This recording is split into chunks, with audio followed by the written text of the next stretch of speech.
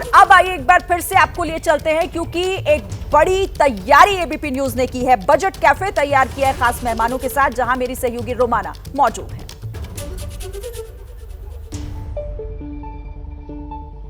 बिल्कुल, तो ये बजट कैफे है और बजट यहाँ पर ही से आपको बिल्कुल सरल और सटीक अंदाज में, एक तरीके से आपकी जुबान में आपका बजट, आपकी जेब और आपके पैसे की बात करेंगे हम एबीपी न्यूज का ये बजट कैफे। और अब मैं आपको बताने जा रही हूं, ये जो लोग बार बार दोहरा रहे हैं ना कि साहब इंटरिम बजट है, अंतरिम बजट है, सिर्फ वोट ऑफ अकाउंट होगा, नहीं, ऐसा नहीं होता है। आजाद भारत में अभी तक अंतरिम बजट में ही जो बड़ी बड़ी घोषणाएं हुई हैं, जरा उसके बारे में आपको विस्तार से अब बताते चलते हैं। और इसका सिलसिला आप देखिए किस तरीके से आजाद भारत में शुरू होता है, जिसमें अंतरिम बजट में ही लोगों को राहत पहुंचाने वाले बड़े फैसले लिए गए। और इसीलिए हम कह रहे हैं कि इस बार का ये चुनावी साल वाला बजट भी, क्योंकि इसे कसा जाना है वोटों की कसौटी पर। बस चुनाव का ऐलान कुछ समय बाद होगा और उसके बाद से फिर लोगों के बीच इसी बजट की वोटों पर होगी कसौटी। तो ये अंतरिम बजट में जो बड़े ऐलान हुए, एक एक कर आपके सामने 1971 आप देख रहे हैं, वाईबी चौहान, अंतरिम बजट उनकी तरफ से पेश किया गया। नए रोजगार के लिए 50 करोड़ रुपए आवंटित किए गए थे 1971 में। बेरोजगारी मिटाने की ये मुहिम आप देख रहे हैं किस तरीके से 1971 साल था, 70 का वो दशक था और तब ये बड़ा फैसला, बड़ा ऐलान जो बजट में सरकार की तरफ से किया गया था। आगे बढ़ते हैं, अगले साल का आपको बताते हैं हिसाब। ये 1980 का साल है।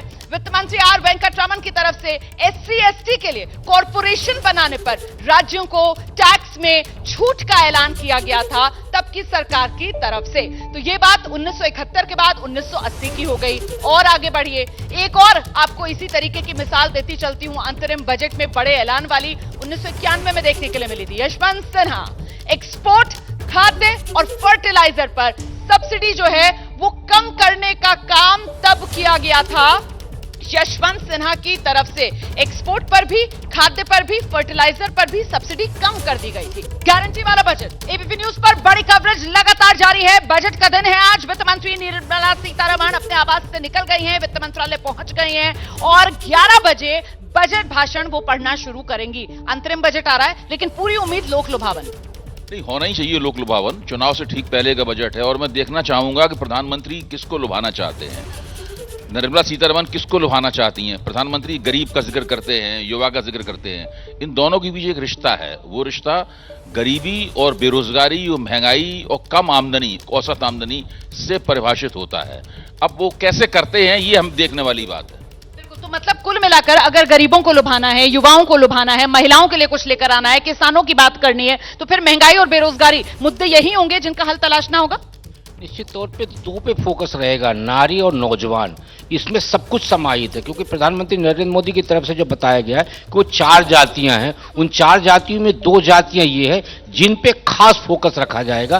पिछले बजट में देखिए और उसके पहले भारत सरकार की तरफ से 28 ऐसी योजनाएं लागू की गई हैं जो सीधे महिलाओं के सशक्तिकरण और स्वावलंबन के लिए। इसके अलावा नौजवानों को स्वावलंबी बनाने के लिए, आत्मनिर्भर बनाने के लिए भी उनकी तरफ से कई कदम उठाए गए, जिसमें एक स्टार्टअप भी बहुत महत्वपूर्ण हो जाता है। और यहां पर स्टार्टअप पर बात करने के लिए ना खास मेहमान हमारे साथ मौजूद है, जल्दी से उनका रुख कर लेते हैं। सचिन शर्मा जी हमारे साथ मौजूद हैं। स्टार्टअप, रोजगार, स्वरोजगार से जुड़ा हुआ मामला, क्या उम्मीद कर रहे हैं?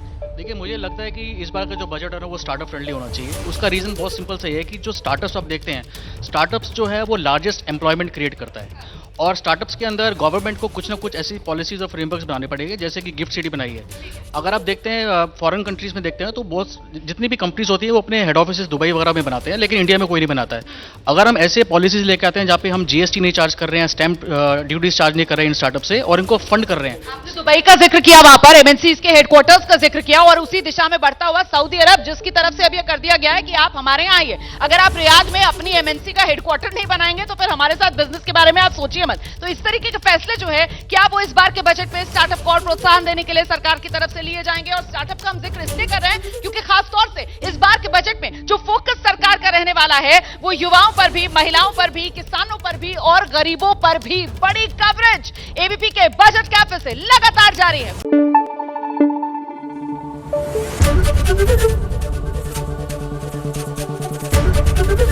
एबीपी न्यूज आपको रखे आगे।